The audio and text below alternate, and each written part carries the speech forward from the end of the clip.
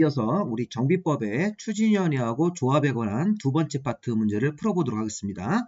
정비법의 이 테마 5번은 문제가 좀 많아서 13개씩 잘라서 2개 형태로 강의를 제공해드리고 있습니다. 잘 들어보시고 좀 어려운 질문들은 나중에 다시 한번 확인해 보시기 바랍니다. 자, 14번부터 이어지는데요. 자, 조합 설립인가를 받기 위한 동의에 관해서 가로 안의 내용으로 바르게 나열된 것은, 자, 이런 형태의 문제가 좀 계속 나오죠. 그래서 보시면 최근에도 이렇게 30회, 31회 때도 이런 형태의 문제가 나왔습니다. 자, 가번 질문은 재개발 추진위원회가 조합을 설립하려면, 자, 이미 암기가 돼 있으셔야 돼요. 재개발 추진위원회가 조합을 설립할 때는 전체 토지 등 소유자의 4분의 3 이상 및 전체 토지 면적의 2분의 1 이상 동의를 받아서 설립인가를 신청하고 등기까지 해야 되는 것이죠. 4분의 3, 2분의 1. 자, 이번에는 나번은 재건축 추진위원회가 조합을 설립하는 경우인데 주택단지입니까? 주택단지가 아닙니까? 주택단지가 아닌 지역이기 때문에 동의 요건이 각동별 과반수로 나가면 안 되고, 주택단지가 아닌 지역일 때는, 자, 이게 주택단지가 아닌 지역에 토지 또는 건축물 소유자를 찾아서 거기에 얼마가 됩니까? 4분의 3. 그다음에 토지 면적의 3분의 2 이상 토지 소유자 동의를 받아야 됩니다. 자, 그래서 기역은 4분의 3, 니은은 2분의 1, 디귿은 다시 4분의 3, 자, 리을은 3분의 2니까 4분의 3, 2분의 1, 4분의 3, 3분의 2. 정답이 1번이 되겠습니다. 자, 이런 식으로 해서 나중에 이런 문제는 우리가 기본 문제로 좀 볼 수 있으셔야 됩니다. 이게 지금 조금 어려워 보이시지만 재개발 조합의 조합 설립할 때 동의 요건, 재건축 사업을 할 때는 주택단지 안쪽하고 주택단지가 아닌 지역을 구분해서 그 동의 요건 숫자를 암기하시기 바랍니다. 자, 15번 문제. 자, 주민대표회의가 이게 처음 나왔네요. 주민대표회의는 어떤 경우에 주민대표회의를 구성을 해야 되는지 의무조항으로 구성을 해야 합니다.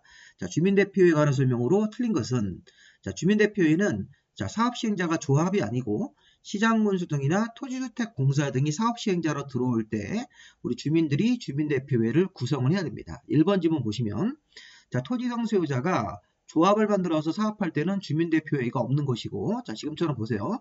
토지등 소유자가 시장문수 등 토지주택공사 등이 사업시행을 원해서 지금 시장문수 등이나 토지주택공사 등이 사업시행자로 들어오면 정비구역 지정 고시 후 토지등 소유자는 주민대표회의를 구성을 해야 됩니다. 자, 뒤에 나올 건데 토지등 소유자 과반수 동의 얻어서 이 주민대표회의를 구성을 하고, 주민대표회의는 위원장을 포함해서 5인 이상 25인 이하의 위원으로 구성을 해야 됩니다.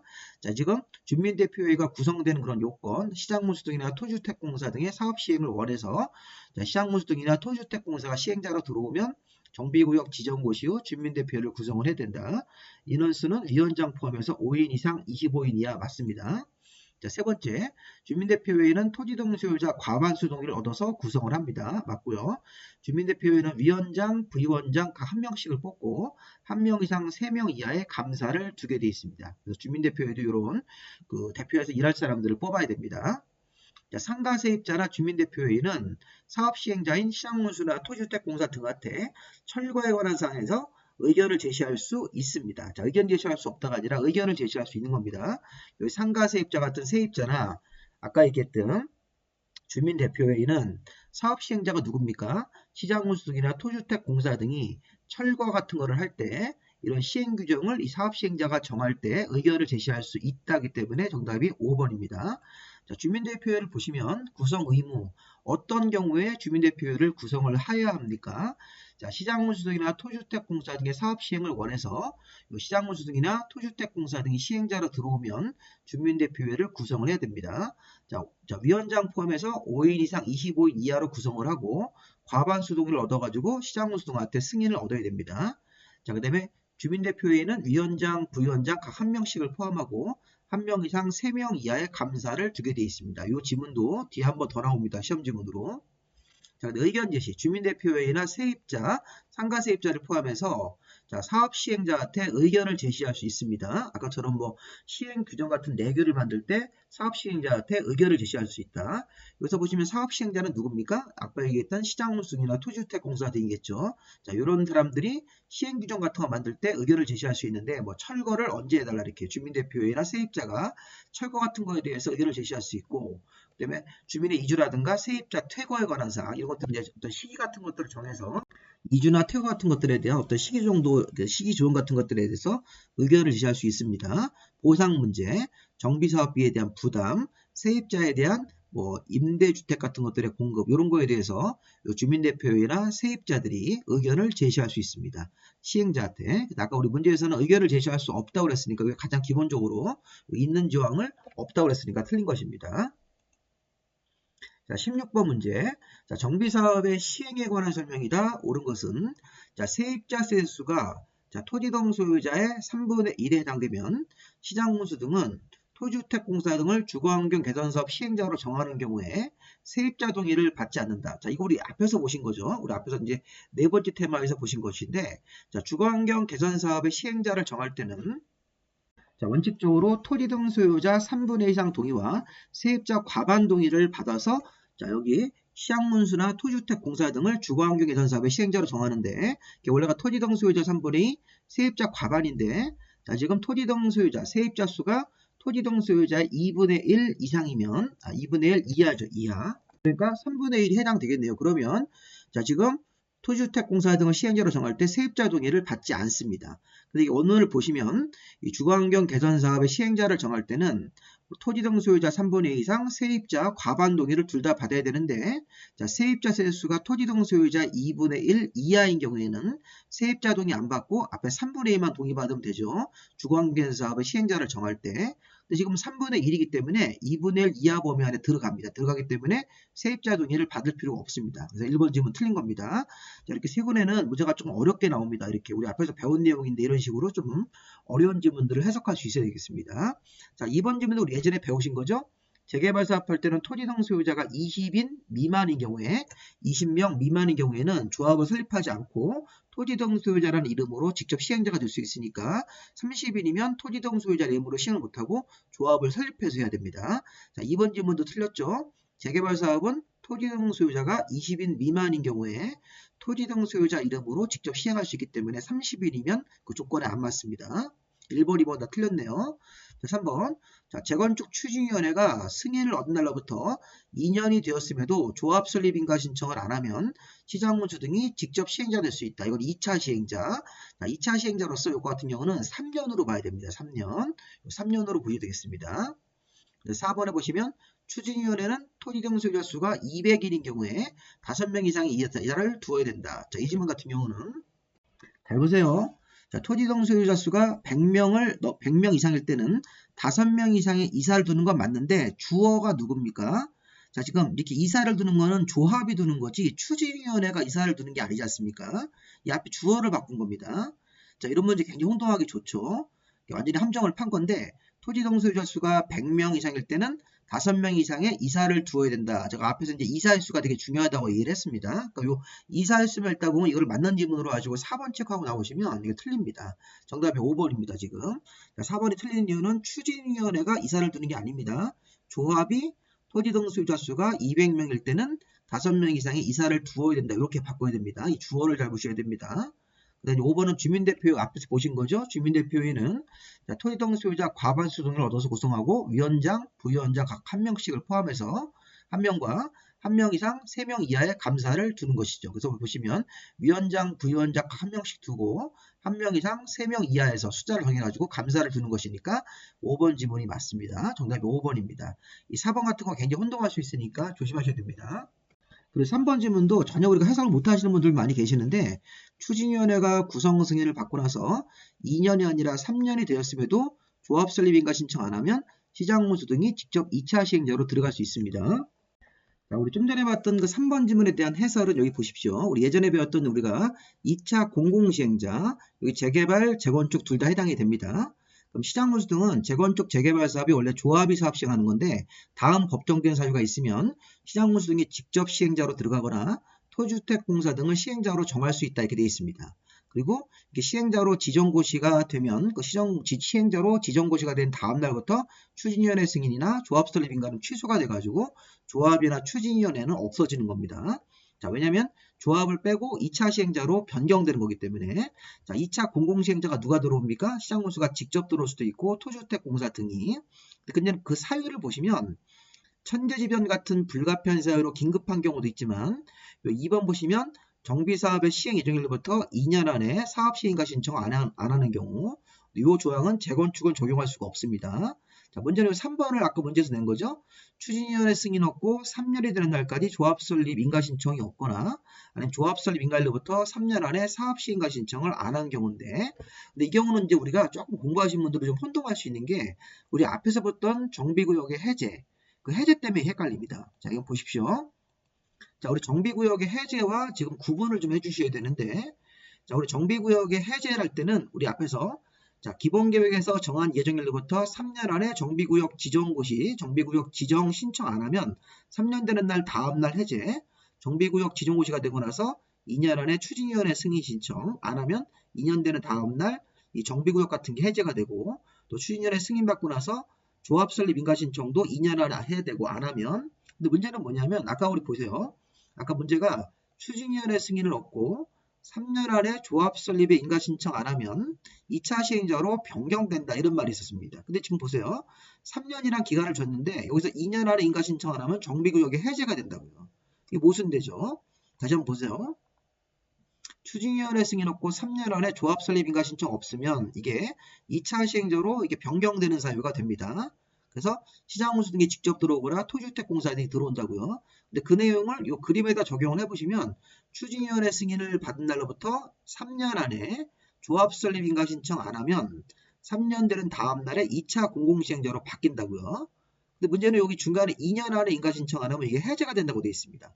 그럼 해제가 먼저 되니까 2차 시행자로 바뀔 여지가 없었는데 이게 어떤 이유 때문에 그러냐면 이게 2년씩 연장될 수 있습니다. 이 연장이라는 걸 고려하면 이게 합이 4년이 되기 때문에 3년 안쪽으로 들어갈 수 있다는 것입니다. 잘 생각하셔야 돼요. 나중에 이제 뒤에 가서 배우실 건데 2년 연장이라는 게 뭐냐, 원래가 3년, 2년, 2년, 3년으로 이렇게 요 기간 내 뭐 인가 신청 같은 거 안 하면 이 뭐 3년 되는 다음 날, 2년 되는 다음 날에 이 정비구역이라든가 이 기본계획에 정한 예정구역 자체가 해제가 되는 것입니다. 의무적 해제. 그런데 이걸 2년씩 연장할 수 있습니다. 근데 이게 토지동 소유자가 30% 이상이 동의해서 요청을 하면 2년씩 연장을 하면 이게 이제 5년, 4년, 4년, 5년으로 바뀝니다. 그걸 상정하고 아까 여기 그걸 상정한 다음에 이걸 적용하시면 3년이라는 게 적용될 수가 있습니다. 그래서 이제 그거를 갖다가 그렇게 해석하셔가지고 보시면 되겠습니다. 2차 공공시행자에서 요 2번 지문하고 3번 지문이 조금 어렵습니다. 요 2번 지문도 정비사업 시행 예정일로부터 2년 안에 사업 시행가 신청 안 했을 때는 재건축 사업은 적용하지 말고 요거는 보통 조합 설립 이후에 사업 시행 예정일이 있고 예정일로부터 2년 안에 인가 신청 안 하면 2차 공공시행자로 변경되는 사유가 있고 3년짜리는 또 따로 있는 겁니다. 3년짜리는 기산점이 조합 설립 인가 고실로부터 3년으로 가는 거고 아까 여기 예정일은 요 조합이 설립되고 나서 그 이후에 예정일을 따로 정해서 예정일로부터 2년 안에 인가 신청 안 하면 2차 시행자로 변경되는 사유. 자, 이제 잘 나중에 생각을 해보시기 바랍니다. 자, 조금 어려우시면 이런 질문들은 그냥 넘어가시고요.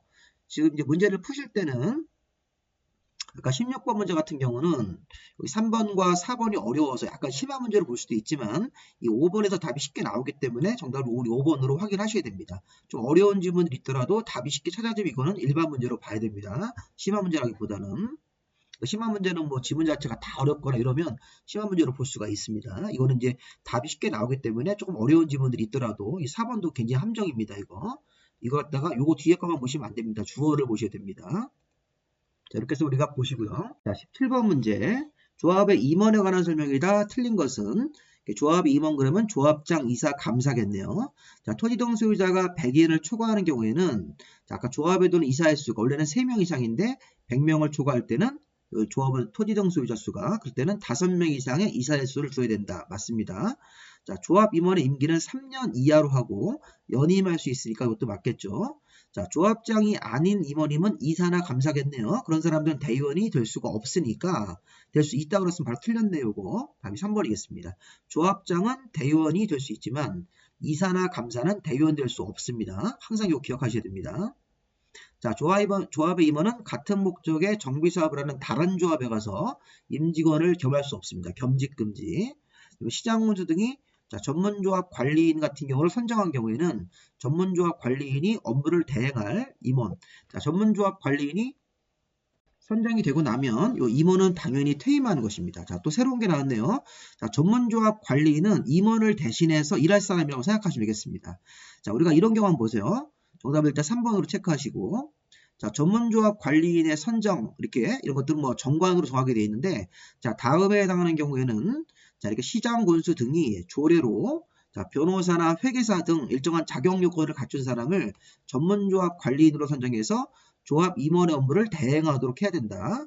전문조합 관리인이 선임이 되면 임원은 당연 퇴임하는 것입니다. 이걸 시험적으로 낸 겁니다. 이거.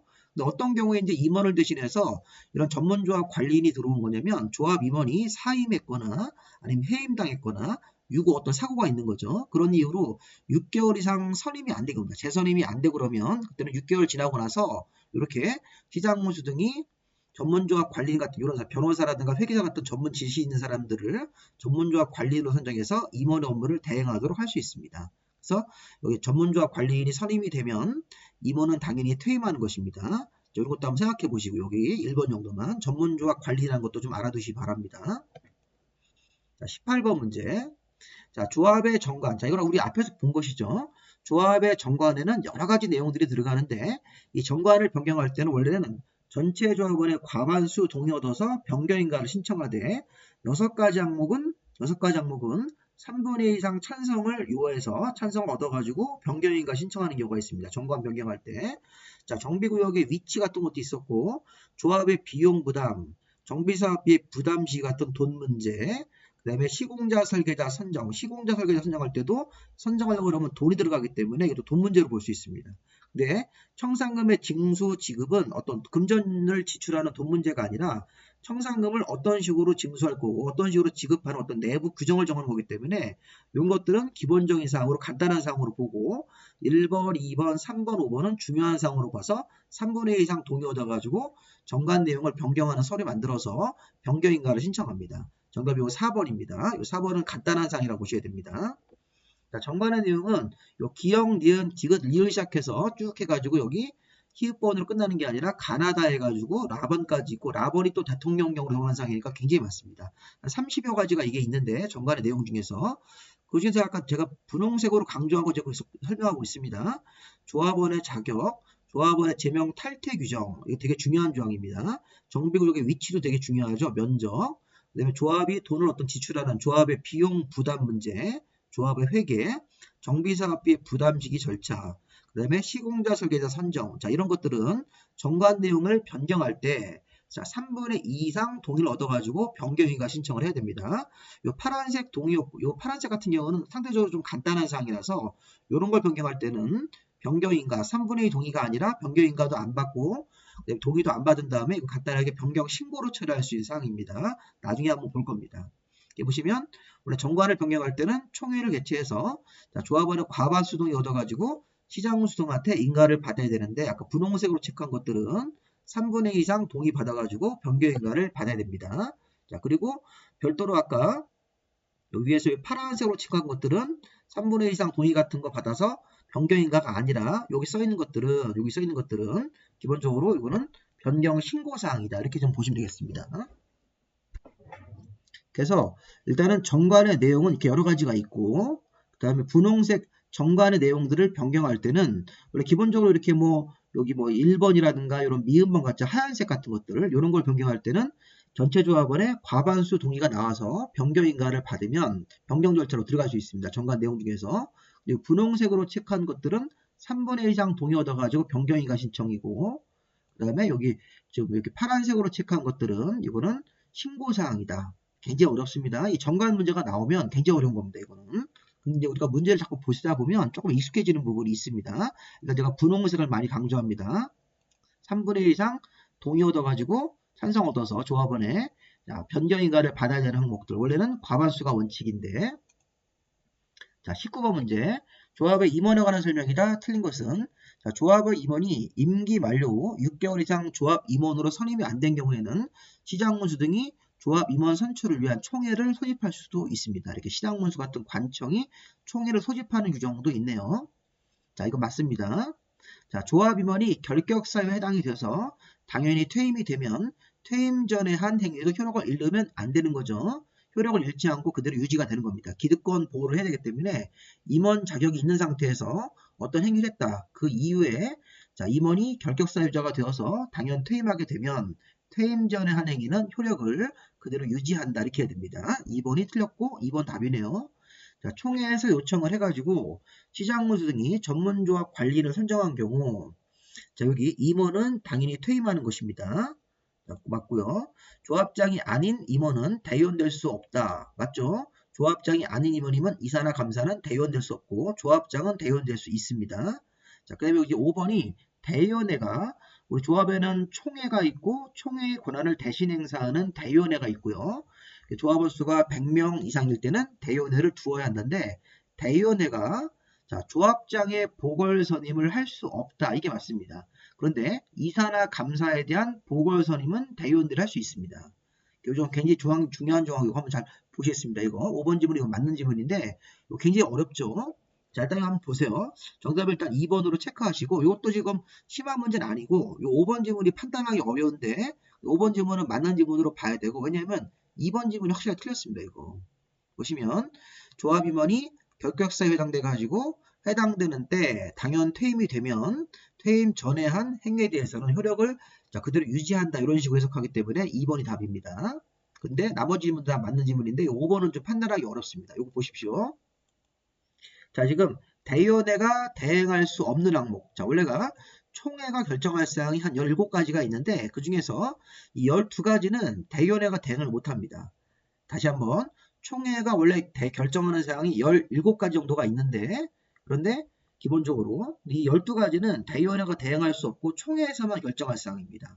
그래서 보시면 여기 보시면 분홍색 정관 변경, 임원의 선임 해임, 사업시행계획서, 관리처분계획 같은 정비사업을 할 때 중요한 계획, 조합의 합병 해산 이런 것들은 대표적으로 대행할 수 없는 것입니다. 이거 대행할 수 없는 것인데 가만히 보면 이제 우리 도시개발법상 자 대행할 수 없는 거랑 거의 비슷합니다. 정관 여기 뭐 임원 선임, 합병 해산 그다음에 관리처분계획이 우리 도시개발법에서는 환지계획이라는 말을 씁니다. 이거 뭐 사업시행계획 도시개발법에서는 뭐 개발계획이라는 말을 썼는데 어쨌든 이 계획 두 가지하고 환지 합병 해산 조합 임원 선임 해임 정관 변경은 대의원회가 대행할 수 없는 대표적인 사항이다. 근데 여기 보세요. 조합의 임원 선임은 대행할 수 없다. 단 임원 중 거리된 사람의 보궐선임은 제외하기 때문에 자, 거리된 사람에 대한 보궐선임은 대의원회가 자, 대행 금지 항목에서 제외됨으로 대행할 수 있습니다. 그런데 조합장은 또 빼는 겁니다. 여기 보시면 조합장을 제외하고 거리된 사람이 누굽니까? 이사나 감사.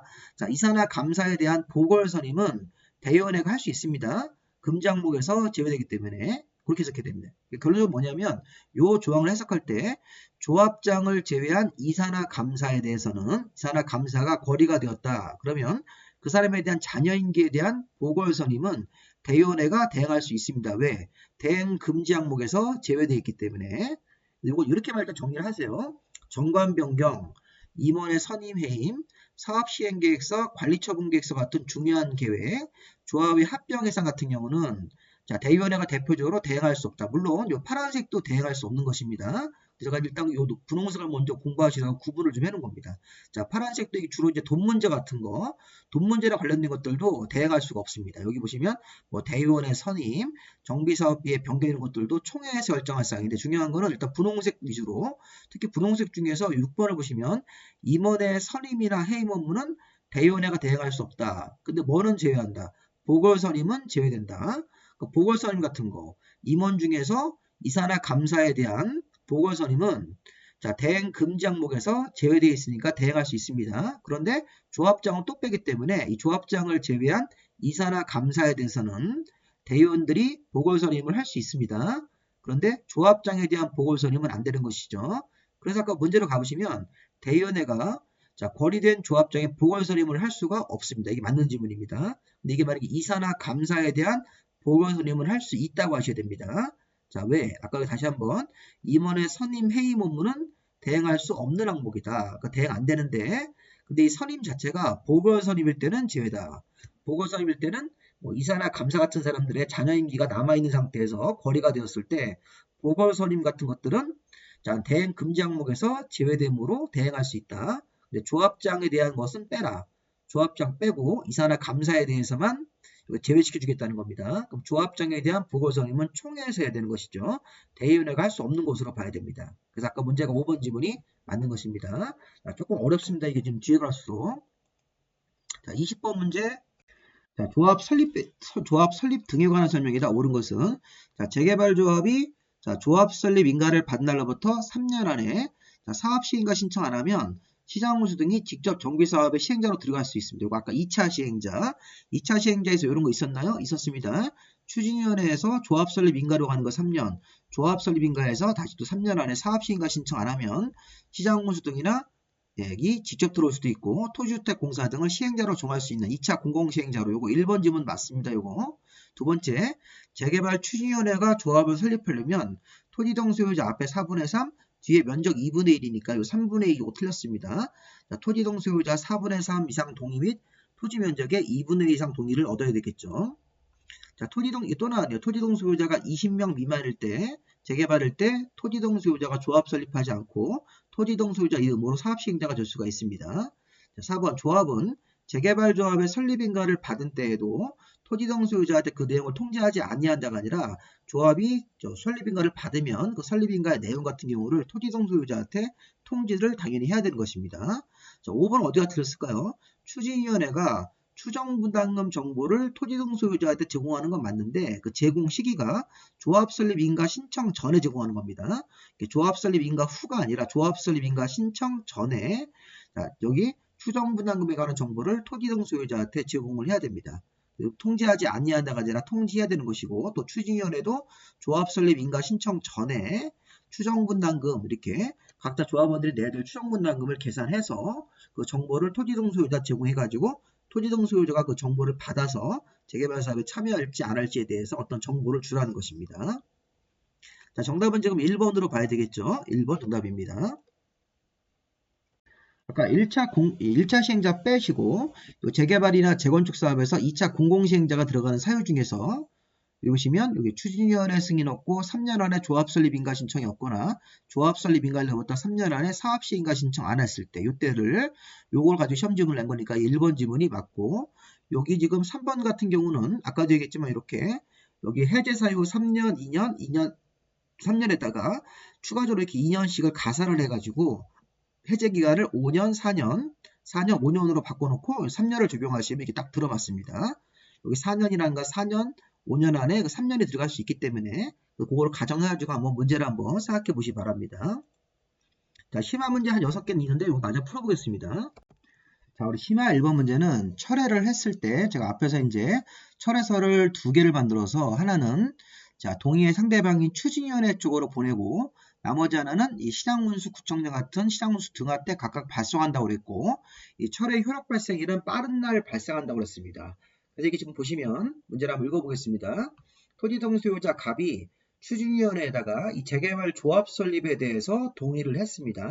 자, 우리가 재개발에 대한 조합 설립 인가의 동의 요건은 그 전체 토지동 소유자 4분의 3, 면적 2분의 1이기 때문에 그 요건에 맞춰주기 위해서 갑이 동의를 한 겁니다. 추진위원회 사무실에. 근데 동의를 했는데 자, 마음이 바뀌어서 동의를 철회하고 싶어가지고 조합 설립 인가 신청 전에 철회해야 되겠죠. 전에 2020년 10월 1일 날 철회서를 만들었습니다. 철회서 만들 때도 동의서처럼 서면 철회서에다가 이름 쓰고 지장 찍고 신분증 사본을 붙여서 철회서를 2개를 만들어서 하나는 추진위원회하고 시장 등한테 각각 내용 증명으로 발송을 했습니다. 근데 문제는 시장은 철회서를 받고 나서 철회서가 접수된 사실을 10월 5일 날 추진위원회에다가 통지했고 갑이 추진위원회에다가 직접 발송한 철회서는 10월 7일 날 도달했다. 이때 철회 효력은 자, 발송한 날입니까?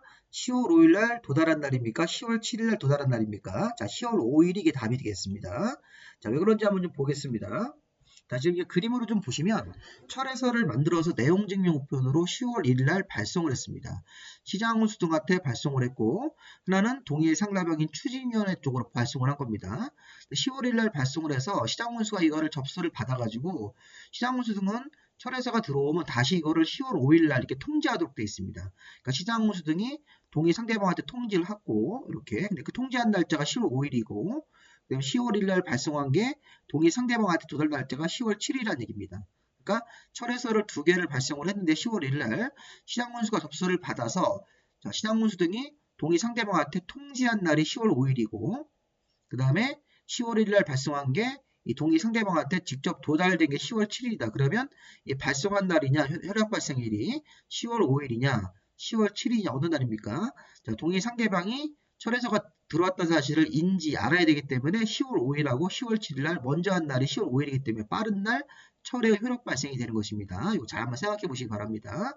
정답이 그래서 아까 우리가 2번이 정답이 되겠죠. 자, 심화 2번 문제. 자, 이거 우리 앞에서 기본 문제 푸실 때 본 거네요. 자, 정관을 변경할 때는 원래는 과반수 동의 얻어가지고선 변경이가 신청인데, 아까 제가 분홍색으로 쓴 6개는 그때는 3분의 1 이상 동의가 필요한 거죠.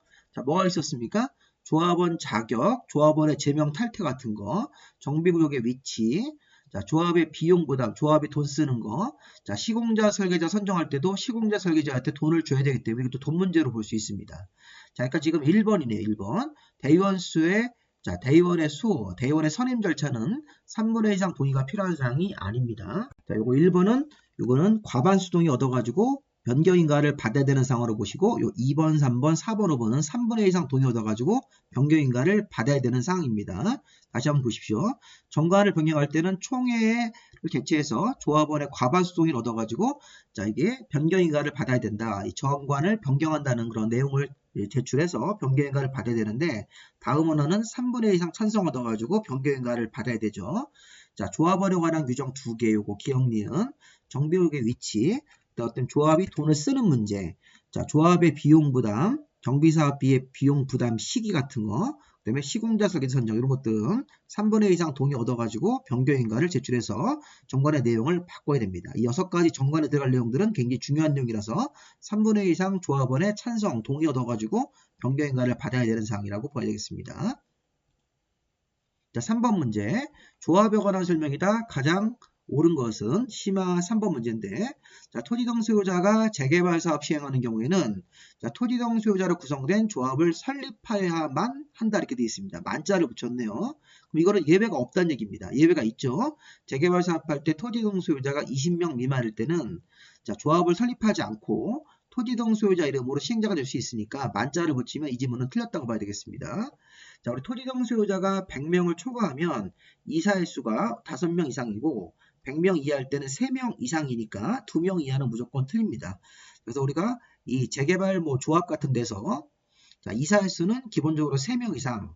근데 토지등 소유자가 100명을 초과할 때는 5명 이상이기 때문에 2명 이하로 이사를 둘 수는 없는 것입니다. 무조건 기본적으로 3명 이상은 돼야 됩니다. 자, 3번 재건축사업 추진위원회가 주택단지가 아닌 지역이네요. 주택단지가 아닌 지역에서 조합을 설립하고자 하는 때는, 자, 주택단지가 아닌 지역에 토지 또는 건축물 소유자의 4분의 3 이상, 그다음 면적의 3분의 2 동의이기 때문에 면적 4분의 3이 아닙니다. 앞에가 소유자로 소유자. 자, 그래서 보시면 주택단지가 아닌 지역의 토지 또는 건축물의 소유자의 4분의 3 이상 동의 및, 자, 면적의 3분의 2 이상 동의 얻어야 되기 때문에 이 동의 요건이 4분의 3만 떨렁 나오고 면적 갖다 붙이면 안 됩니다. 이거 틀린 거죠. 자, 지금 4번 질문을 보시면 분양 신청하지 아니한 자에 대한 현금 청산 금액을 포함한 정비사업비가, 자, 100분의 10 이상이 늘어난다. 이렇게 되면, 자, 이거는 현금 청산 금액이 손실 보상금이기 때문에 분양 신청하지 않은 사람에 대해서는 현금 청산 손실 보상을 해가지고, 자, 손실 보상액을 제외하고 사업비가 100분의 10 이상 늘어나는 경우에 조합원의 3분의 1 이상 동의를 받아야 됩니다. 자, 이게 바로 뭐냐면 총회의 의결 정족수입니다. 자, 총회 의결 정족수가 원래는 총회를 열으면, 자, 전체 조합원의 과반수가 출석을 하고 출석 조합원의 과반수가 찬성을 했을 때, 자, 조합 총회에서 안건이 의결되는 것입니다. 원래는 과반수 출석하고 출석 조합원의 과반수 찬성으로 의결되는 것인데, 지금처럼 사업비가, 자, 100분의 10 이상 늘어나는 경우에는, 자, 조합원의 3분의 1 이상 동의가 나와야 됩니다. 출석 조합원이 아닙니다. 전체 조합원의 3분의 1 이상 동의를 얻어야 되는데, 이게 틀린 게 뭐냐면 분양 신청하지 아니한 자에 대한 현금 청산 금액을 제외한 사업비라고 해야 됩니다. 자, 이런 문제도 굉장히 어려운 겁니다. 이런 것들은 상당히 어려운 문제이기 때문에 이 뒤에 설명을 좀 드릴게요. 자, 일단 이거는 의결 정족수다 이렇게 생각하시면 되겠습니다. 그리고, 자, 5번을 보시면 대의원회는 아까 조합장의 보궐서림을 할 수 없는 거 맞죠? 이거 또 나왔네요. 앞에 나왔던 질문이 또 나왔습니다. 자, 대의원회가 원래 임원의 선임 해임은 대행할 수 없다. 근데 이사나 감사가 이렇게 자, 거리가 됐을 때 보궐선임을 할 수 있지만 이 조합장에 대해서는 보궐선임을 할 수 없습니다. 대의원회가. 이거 다시 한번 두 번째로 나왔던 지문이니까 보시고 요 4번 지문에 대한 해설을 좀 보여드릴게요. 일단 4번이 이거 5번이 맞고 나머지 지문은 다 틀렸다고 봐야 됩니다. 1번 지문은 요 재개발 사업할 때 토지동 소유자가 20명 미만이면 조합 설립하지 않고 토지동 소유자 이름으로 사업 시행하는 규정이 있기 때문에 만자를 붙여서 예외가 없다고 그랬으니까 틀린 겁니다. 그 다음에 이사의 수는 최소한 3명 이상은 돼야 되기 때문에 2명 이하 틀렸습니다. 그 다음에 3번 같은 경우는 재건축이 주택단지가 아닌 지역에서 조합 설립 같은 걸 할 때는 앞에가 토지 또는 건축물 소유자의 4분의 3 이상 동의 및 면적의 3분의 2이기 때문에 이 동의 요건이 틀렸습니다. 4번도 여기 포함했다는 말이 틀렸습니다. 자, 이게 바로 제외하고 현금 청산 금액이 다른 말로 손실보상입니다. 분양 신청 안 한 사람에 대해서는 그 사람이 가지고 있는 토지나 건물을 현금 청산 손실보상을 해야 되는데 조합이 그거를 제외한 사업비가 100분의 10 이상 늘어났을 때 자, 이게 의결 정족수가 3분의 2 이상으로 늘어나는 겁니다. 5번이 맞죠? 자, 여기 보시면 조합장을 보궐선임할 수 없다. 대의원회는 이사나 감사는 대행할 수 있는데 보궐선임에 대해서 자, 이거 한번 보십시오. 자, 일단 총회의 소집부터 보겠습니다. 자, 우리 조합에는 전체 조합원이 모여서 총회를 여는데 조합장 직권 소집 가능하고 그 다음에 조합원의 5분의 1이자 만약에 조합원이 전체 조합원이 만약에 1000명이다 그러면 1000명의 5분의 1이면 200명 이상이 그 다음에 대의원수 자, 대의원수의 3분의 2 이상이 요구로 소집을 합니다. 그러니까 지역 조합장 직권 소집, 조합원의 5분의 1 이상 요구, 그 다음에 대의원 숫자의 3분의 2 이상 요구하면 이 총회가 열릴 수 있습니다. 자, 문제는 뭐냐면 여기 가로 아래 이런 말이 있어요. 임원의 권리 의무에 대한 안건, 임원의 보수, 임원의 선임 해임, 자 이런 거에 대한 총회는 조합원의 10분의 1 정도 이상만 요구하더라도 총회 소집이 가능하다는 겁니다. 자, 임원에 관한 문제가 나오면 조합원의 5분의 1이 아니라 10분의 1, 요거 기출 문제입니다. 요거 좀 이따 보실 겁니다. 자, 그리고 총회가 소집되기 전에 7일 전까지 회의 목적이나 안건, 일시, 장소 같은 것들을 조합원들한테 통지해야 된다. 이 총회를 왜 소집하는지, 뭐 안건, 일시, 시간과 장소, 회의 목적 같은 것들을 7일 전까지 통지를 해줘야 됩니다. 자, 총회 의결 정족수. 자, 총회에서 의사결정할 때는 자, 조합원이 과반수가 출석하고 출석조합원의 과반수의 찬성으로 의결을 하는 겁니다. 자, 이들과 과반수 출석이니까 전체 조합원의 과반수, 만약 전체 조합원이 1000명이면 501명의 과반수가 출석하고 출석한 조합원의 과반수 찬성으로 의결하도록 되어 있습니다. 여기서 말하는 출석이라고 하는 것은 자, 조합원의 직접 출석, 그 다음에 대리인 출석, 자, 대리인 출석도 출석으로 보는 겁니다. 그 다음에 서면 출석, 이 서면 같은 거를 미리 뭐 동의 의사 같은 것들을 담아서 서면서를 낸 것도 출석으로 보는 겁니다.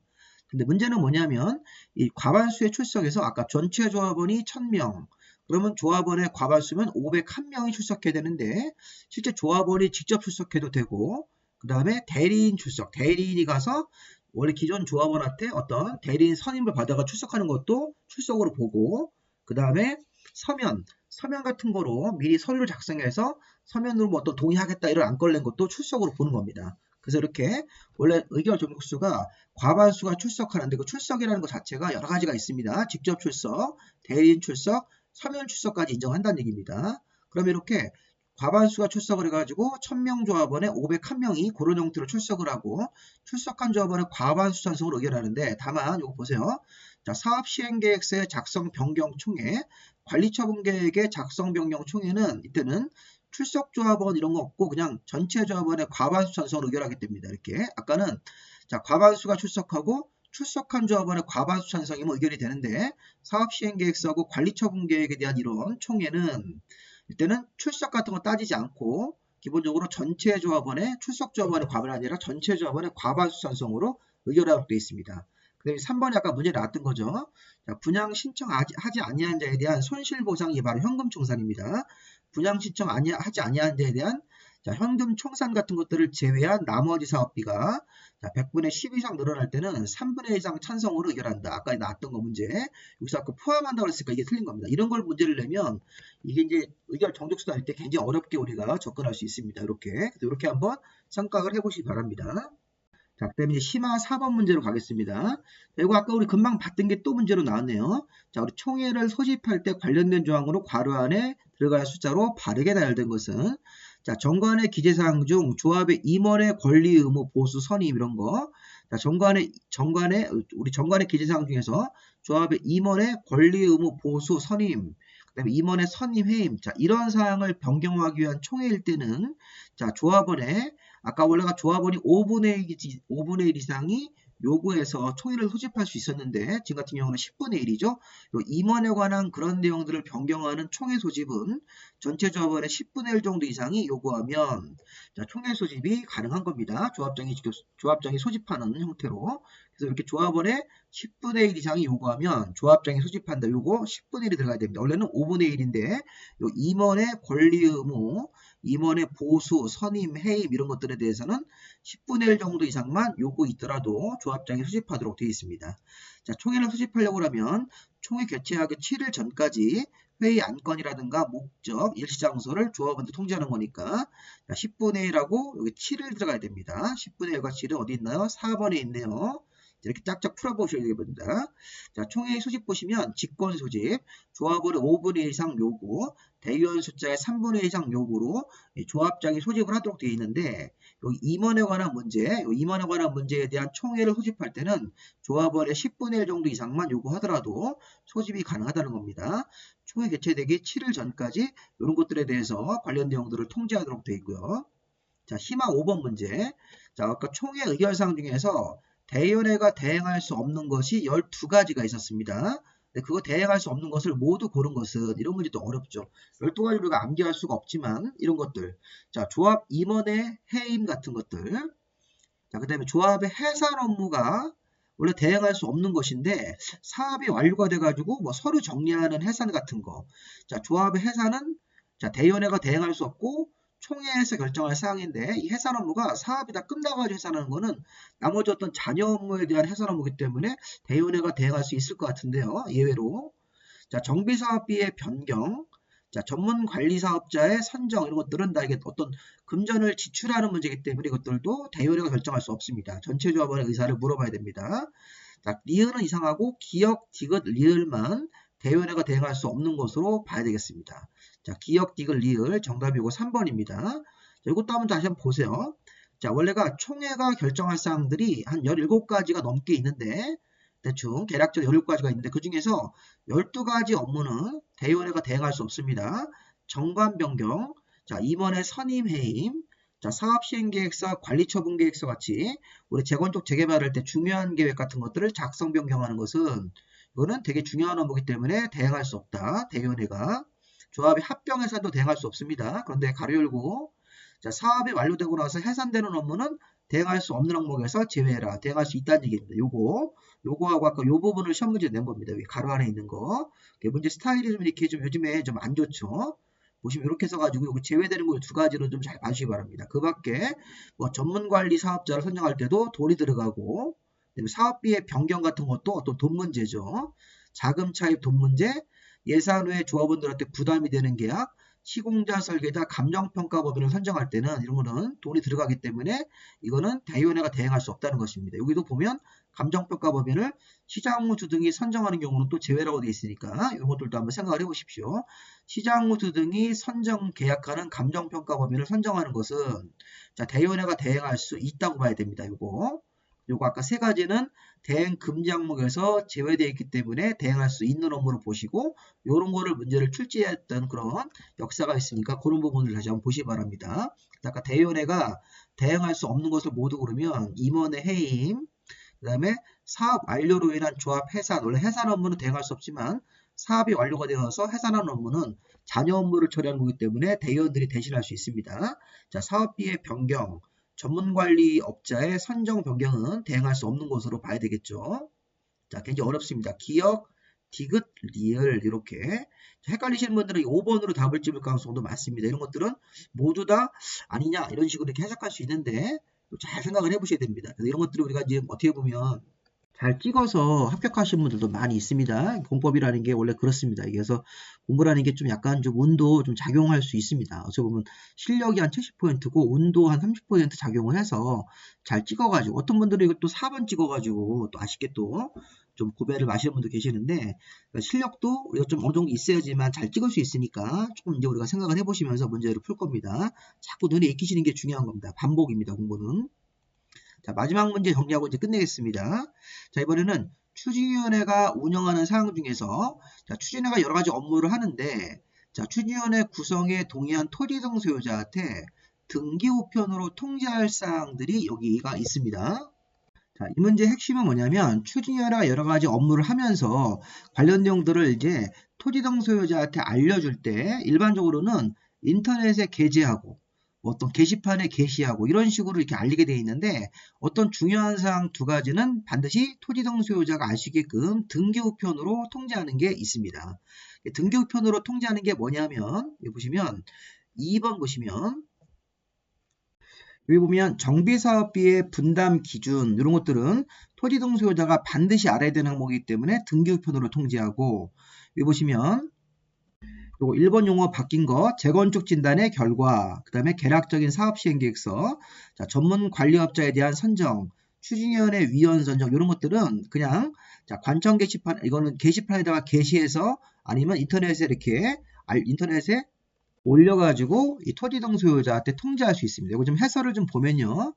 지금 추진위원회는 다음 각구사항을 쉽게 토지등 소유자가 쉽게 접할 수 있는 일정한 장소에다가 그래서 우리가 보통 보면 그런 사업하는 장소에 어떤 게시판을 만들어서 일정한 장소에 게시하거나 인터넷을 통해서 공개한다. 그러니까 이렇게 장소에다가 게시하거나 인터넷을 통해서 공시한다. 이렇게 공개한다. 이런 식으로 해가지고 둘 중에 하나를 선택하면 되고 필요한 경우에는 서면 통지 같은 거를 할 수 있는 그런 방법도 이렇게 있는데 8호하고 9호 사항은 조합 설립 인가 신청일 60일 전까지 이게 등기우편으로 통지를 해야 되는 게 있습니다. 요걸 문제를 낸 겁니다.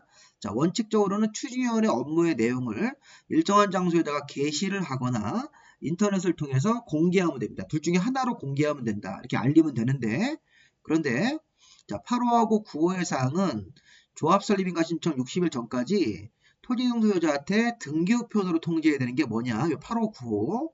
자, 조합 설립에 대해서 동의를 했다가 철회하는 방법. 자, 동의에 철회를 하겠다 그러면 그 철회하는 방법에 대해서는 등기우편으로 반드시 알려줘야 되고 그 다음에 정비사업비의 분담 기준 누구누구 조합원들한테 어떤 식으로 분담시켰다 이런 내용들은 굉장히 조합원들의 중요한 업무사항이니까 그리고 나머지 업무 재건축 진단 결과 전문 관리업자의 선정 내용 이런 것들은 뭐 인터넷이라든가 게시판에 자, 공개하면 된다는 것이죠. 그걸 통해서 알릴 수 있다는 것입니다. 추진위원회 위원 선정 같은 것들도 여기 지금 8번하고 9번 같은 경우는 반드시 등기우편으로 통지된다. 이렇게. 자, 그래서 지금 답이 지금 여기가 2번이 되겠습니다. 문제 어렵죠? 어려운 같은 경우를 다시 한번 보시는 이유는 이런 문제가 또 이렇게 지문으로 나올 수 있다는 걸 전제로 해서 설명을 드린 겁니다. 자, 여기까지 우리가 26문제 풀어봤는데 이 정의법상 조합 부분하고 뒤에 보시면 관리처분계획 부분이 제일 어렵습니다. 그래서 그 어려운 부분에서 3문제씩 나오면 경우에 따라서는 틀릴 수 있으니까 우리가 문제를 푸실 때 너무 어렵게 생각하지 마시고 한번 제가 설명한 걸 잘 들어보시고 또 반복을 해보시고 또 제가 또 2순환으로 또 이론 강의를 좀 심화 강의로 좀 준비하고 있으니까 우리 기본 강의 들으신 다음에 거기다 살을 붙여가지고 심화 강의 한번 더 들으시면 좀 더 우리가 좀 기출 문제를 푸실 때 좀 유리하실 겁니다. 자꾸 반복이 중요합니다. 자, 여기까지 강의 마무리하시고 자, 교재 필요하신 분들은 저한테 문자 보내주시면 제가 무료로 파일 보내드리고 또 심화요약집하고 기출문제집은 3월 말쯤에 우리가 교재가 출간된 예정입니다. 출간이 되면 제가 가격하고 이것도 구입 방법에 대해서 공지하고 밴드에다 공지하고 안내해드리도록 하겠습니다. 요 기본 이론하고 핵심 이론집 같은 경우는 이건 프린트를 집에서 하실 수 있게끔 페이지가 얼마 안 되니까 여러분들 직접 프린트해서 보시고요. 이런 것들은 별도로 구입하시려면 저한테 제가 여기 이제 교재가 발행이 되고 나서 제가 안내를 해드리도록 하겠습니다. 자, 여기까지 마무리하겠습니다. 구독과 좋아요 좀 부탁드리겠습니다. 여기까지 마무리하시고 자, 우리 다음 강의는 요 6번째 테마인 사업시행계획으로 인사드리도록 하겠습니다. 자, 고생 많이 하셨습니다. 열심히 공부하십시오.